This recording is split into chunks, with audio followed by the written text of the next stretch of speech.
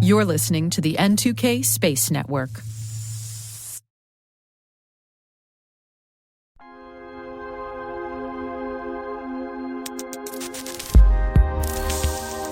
Welcome to T- Deep Space from N2K Networks. I'm Maria Varmazes, host of the T- Space Daily podcast. Deep Space includes extended interviews and bonus content for a deeper look into some of the topics we cover on our daily program.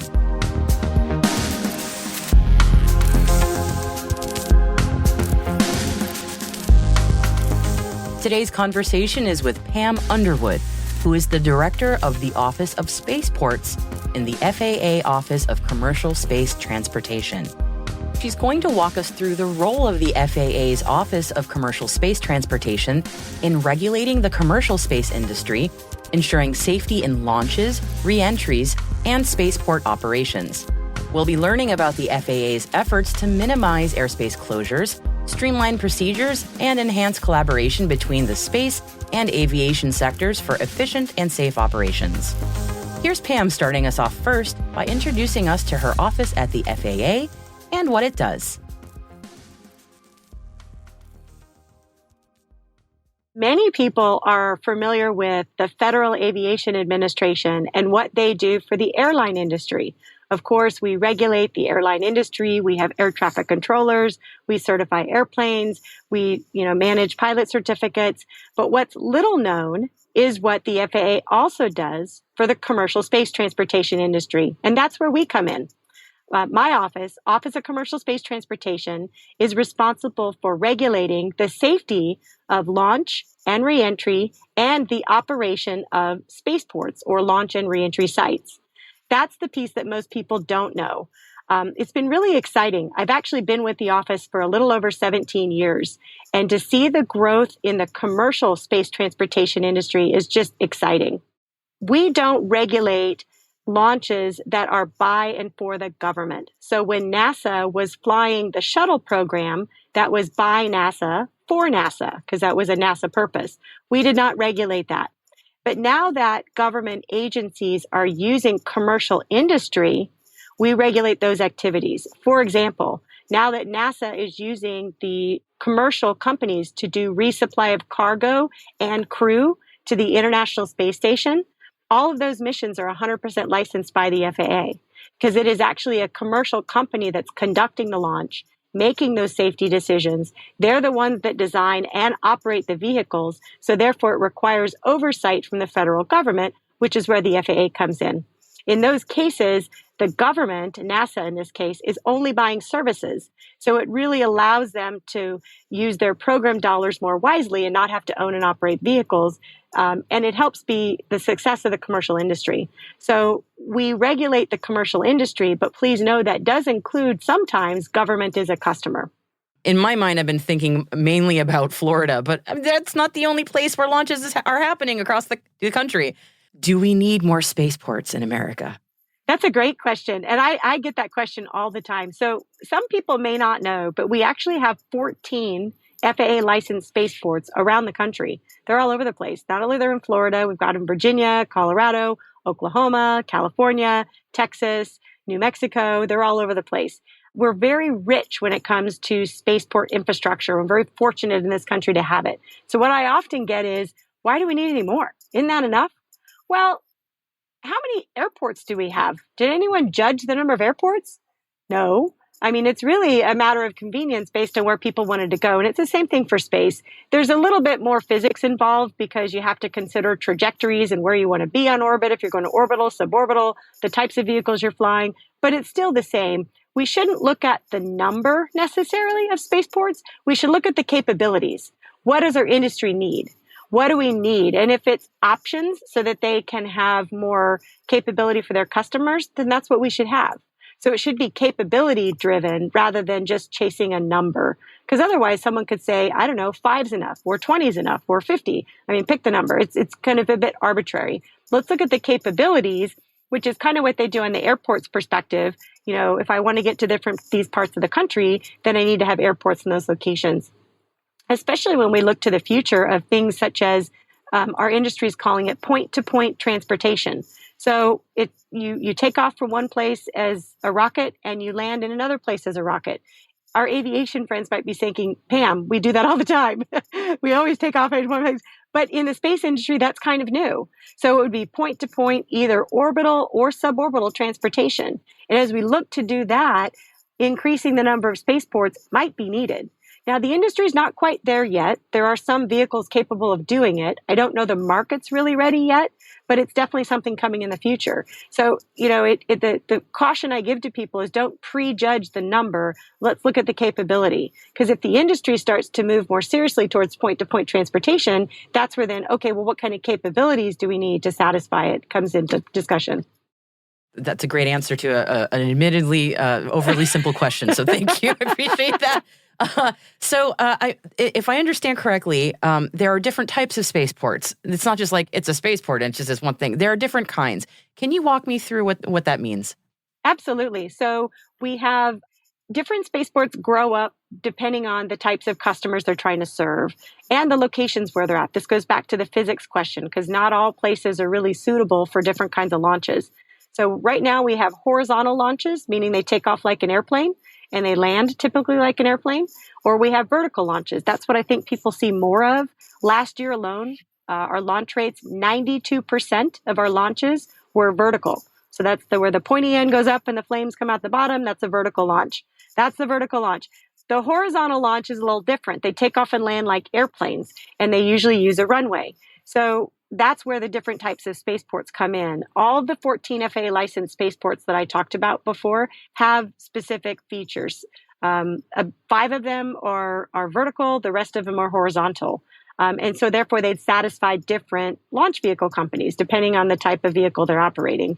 But then there's other things that spaceports need too. So many people focus on just the launch. But if you look at the ecosystem that is a spaceport, they have to support a lot more than just a launch day. So many things have to happen in order to lead up that launch. Think about all the testing or manufacturing that has to come in order to enable that launch, or the instrumentation checkouts or builds that they have to have. The spaceport has to have all of that infrastructure to be able to support those preparatory activities in addition to just the launch. So that goes into the capabilities as well. Can you test your engines from that site and then go down the road and then actually conduct a launch? Or do you have to test your engine someplace else and then go to a different place to launch? That's the things that the space companies need to put together when they're looking at the capability of the spaceports. And I was going to ask, you mentioned, and we're talking primarily about private companies, obviously. I was thinking about single vehicle licenses. Folks in West Texas going up and flying out of their own private spaceport. Do they have to abide by the same rules? Like, what's involved there? Absolutely. So we have 14 FAA licensed spaceports. We also have something called private spaceports, where they're owned and operated by the company themselves for their own purpose. So they're not a multi-user site. They're owned by the company, and the company launches their own stuff there. So we have 3 of those in Texas, and the companies that own those also do the launch of the vehicles from those sites. In that case, the FAA has taken out the administrative burden of needing 2 licenses because the safety is going to be covered. The launch vehicle companies have to get a launch license. The spaceports have to get a spaceport license. But if you're one and the same, you don't need 2 licenses. One license can cover all of the safety, and the FAA takes that into account. So when we identify one as what we call a private or exclusive use launch site, meaning it's exclusively for that company, then they only have to get the 1 license, but all of the safety elements are addressed in that because the FAA has identified that, both need to be covered in that 1 license. Thank you. I genuinely have been wondering about that one as well. All right. So we've been talking about different kinds of spaceports. So this is not an easy question. This is a big part of your job. How does one license spaceports? Yeah. So the spaceports have requirements that they have to meet. So you have to fill out an application, and it's not like an application to get a driver's license. It's like a page long. You're talking volumes and volumes of data. And primarily spaceports have to meet things such as control of public access, because more than likely they're going to have activities or maybe certain commodities on site that they might be hazardous to people. So you have to control people, keep people from getting into places they could get hurt. So control of public access is part of it. You also have to consider environmental assessment and impacts. Based on the kind of vehicles you want to host there, what could be the environmental implications from that? So they'll have to undertake an environmental review. They'll also do something called a launch site safety assessment, which will take a look at the operations they propose and whether or not they could be done there safely, meeting FAA safety requirements. So they will really kind of do a feasibility study, if you want to call it, to demonstrate to the FAA that what they want to host there can be done and meet safety. So there's quite a bit of information that has to be provided to the FAA to be able to show compliance with the regulations. If they show compliance, then they get a launch license. If they don't, then the FAA will work with them to see if there's other ways they could meet it. But it's a very stringent process for sure. And safety we always lead with safety in the FAA for sure. Oh, 100%. And thinking on safety and, to me, my mental model, again, super easy if there's nothing around. If there's right? I'm sure not easy is very relative here. No, yeah, just you're go right. ahead. No, I know. You're right. But when you've got an area that's more populated, what goes into that? Like, how would you even license a spaceport that has, a decent amount of people living around that? I can't imagine how complex that is. So what goes into that? What you're talking about is actually, it's part of the spaceport license, but it's actually more scrutinized with the specific launch vehicle because the spaceport license in itself doesn't actually authorize a launch. It authorizes them to then be able to host companies to come use their site, mostly ground-based operations. But the most hazardous piece when it comes to flight is actually considered in the launch license that the vehicle companies have to get. And what you're talking about is paramount. So we call it a consequence-based assessment. What around could get hurt? Where I live in Florida, there's large population centers in and around Cape Canaveral. There's Orlando. There's a lot of population in this area. So you have to really consider those consequences. So the FAA really scrutinizes those safety systems to make sure that the hazards can't get to that populated area. There's other parts of the country where there's not as much population. So you have to, then you're able to say, well, what's around it that could get hurt? And you could we call it a kind of a consequence-based assessment. And that's part of the new regulations that I talked about that we published in 2020. It actually makes it easier on the FAA and industry to be able to take into account those consequences. So when the consequence could be high because the population's around, then we really want to have different assessments for that. But if there's, a lot of agriculture and not a lot of people around, there might be some ability that they have maybe a broader range of trajectories that they could use or something. So it's what we call a consequence-based assessment. And it's been really helpful to the industry and the FAA to open up more launch opportunity. I live in the Boston area. We're super close up to it. Oh, yeah. And I know that,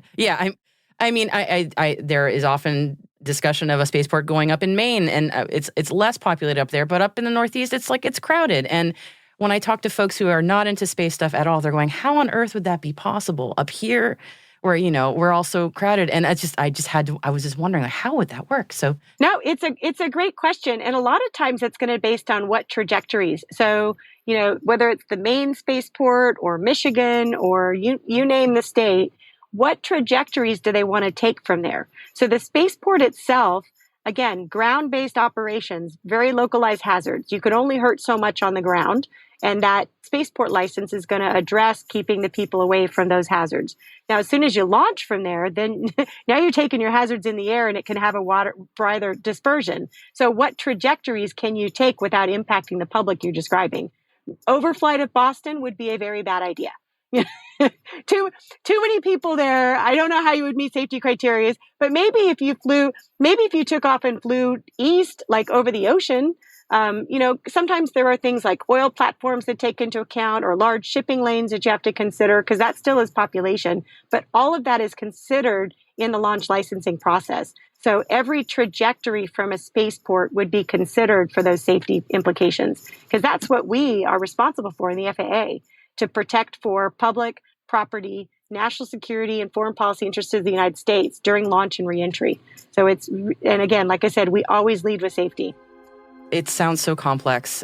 Just my hat's off. I'm very grateful for what the FAA does. And the more I learn about it, I'm like, that's a lot. I'm really glad that's not my job. I'm just saying.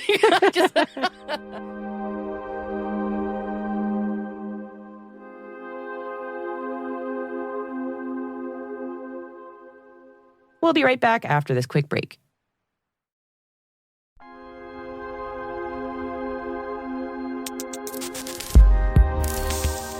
So you mentioned security, and we were talking a little bit about the spaceport security reviews. So could you tell me a little bit about how you've been working on those and what that means?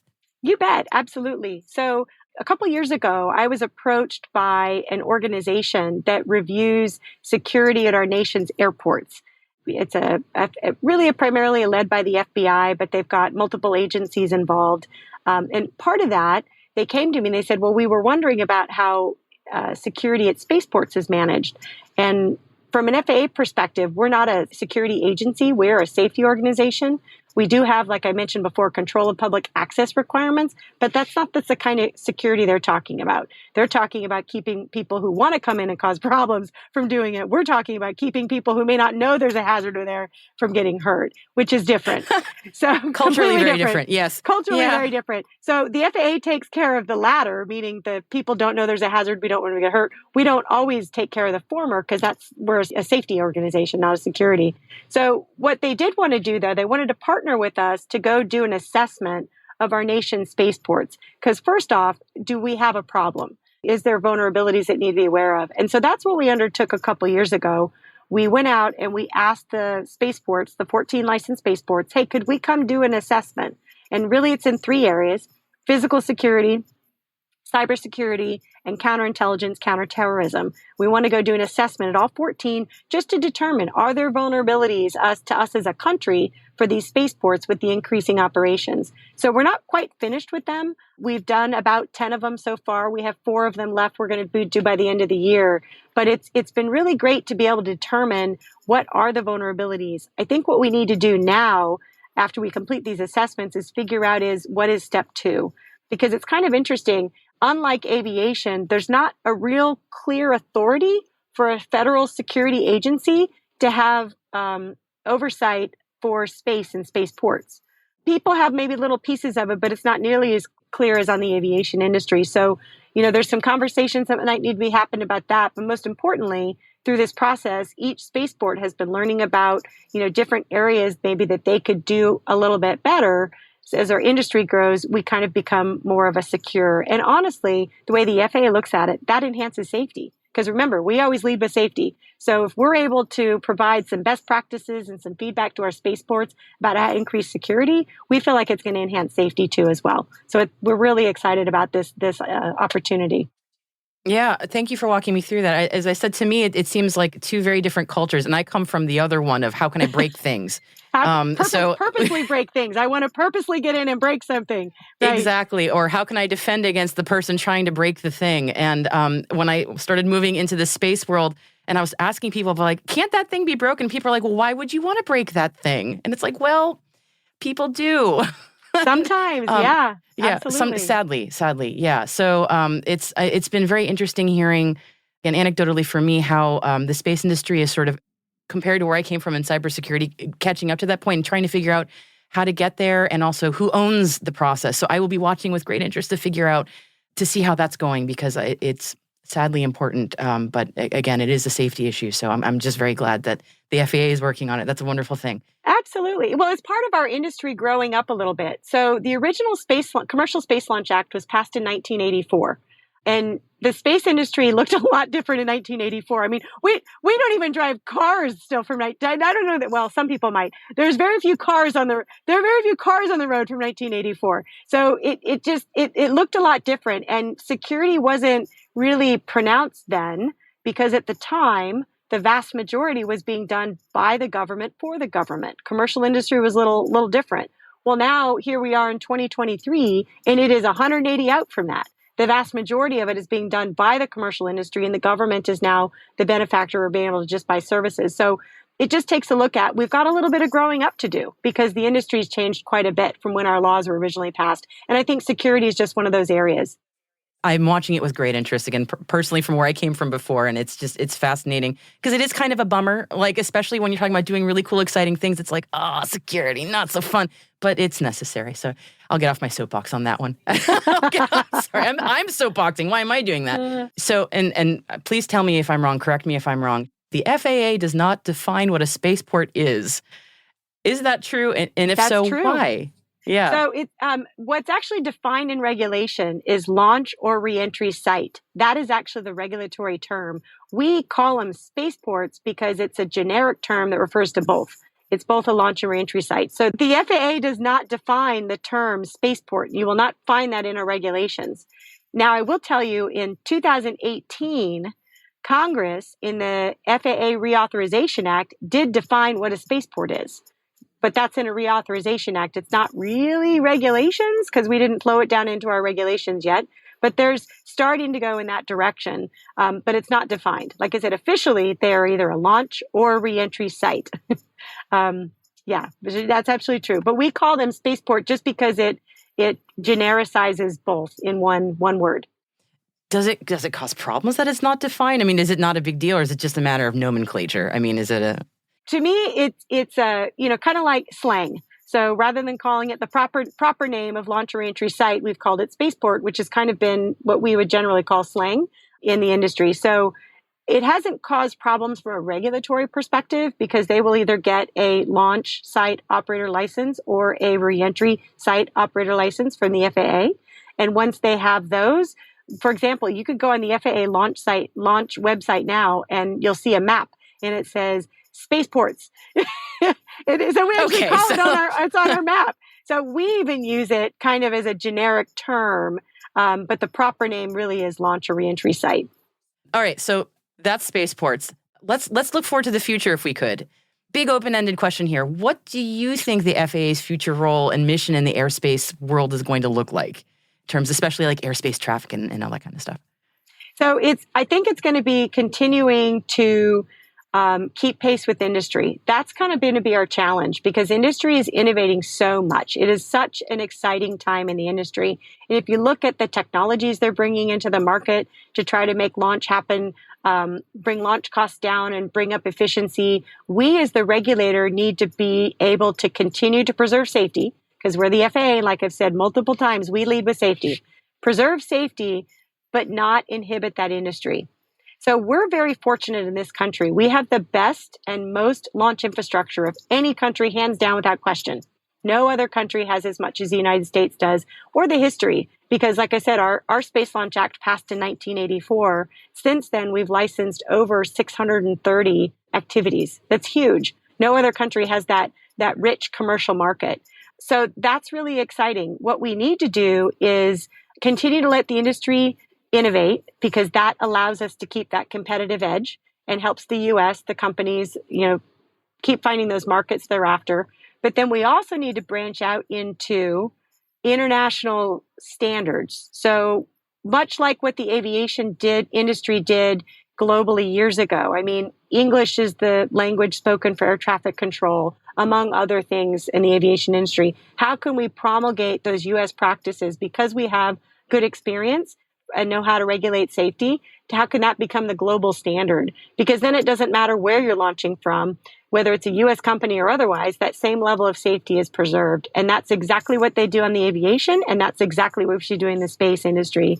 Our industry is going global. And it's not because we're driving business overseas, right? That's usually looked at negatively. Well, buy American, keep American. In this case, they're chasing markets. They're seeing foreign customers, and those foreign customers often want them to launch from their countries for convenience reasons of the customers. That's not a bad thing. That helps the industry, that helps the US. So how can we make sure that same level of safety occurs no matter where they launch from?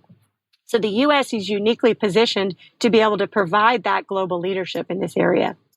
Yeah, I just imagine if point-to-point takes off, I mean, how would that coordination work? Because I have these conversations with people and they're kind of going, I don't know how that's going to happen. We just hope somebody figures it out. And I'm going, well, who's going to do that? So what I like to think of is look at what we handled with aircraft certification. So at multiple times a day, thousands of times a day, United States airplanes land in other countries and come back all the time.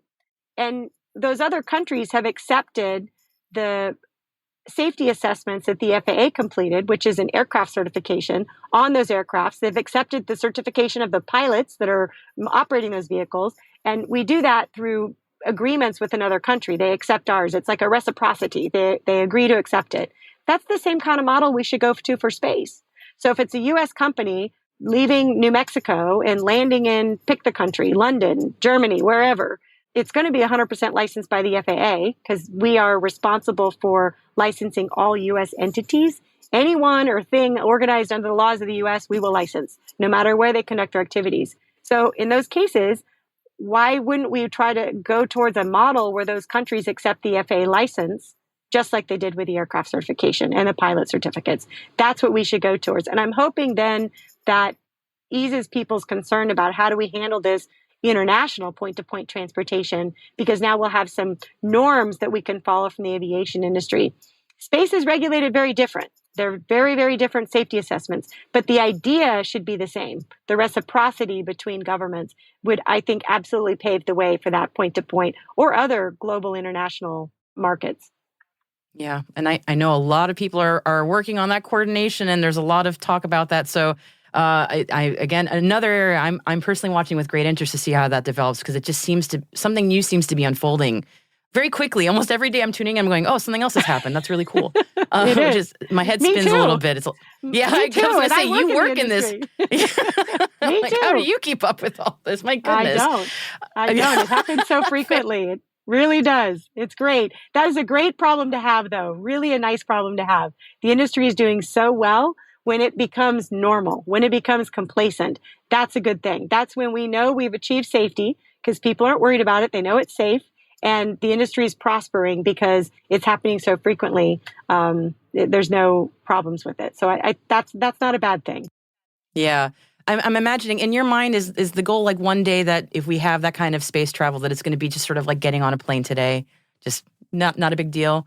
Absolutely. When we got on an airplane, it's not a matter of if I'm going to arrive. It's am I going to get there on time and are my bags going to show up? That's what we worry about. And we're not quite there yet with spaceflight, especially human spaceflight, but it absolutely could be there, in coming years. With increased experience of our companies and as these vehicles start to become more reliable, absolutely. I wanted to give you the floor. If there's anything that you wanted to sort of plug for what your team is working on or what you're working on, I wanted to give you that opportunity. Yeah. The big plug I would have is for the industry. So anyone listening, take notice of what the commercial space industry is doing. It is really amazing. I know that generally, probably a lot of your audience hears about the big names that are on the TV all the time. But I promise you, for every big company, there's a lot more little ones trying to get there. Take notice of that. It's really exciting. The things that they're doing, the innovation, the technology they're trying to bring to market is definitely something worthwhile to keep track of. Not just the big ones. I mean, we've got companies now developing a wide variety of platforms to launch from, not just your traditional rockets with the pointy end up and the fire at the bottom. It's going to be really, really exciting in the coming years. And so the FAA, like I said before, our job is to keep pace with them. Have to make sure that we're regulating for safety, but then let them continue to innovate so that the industry can continue to grow. Because we're definitely already the global leader. Now let's stay that way and really push it into the future.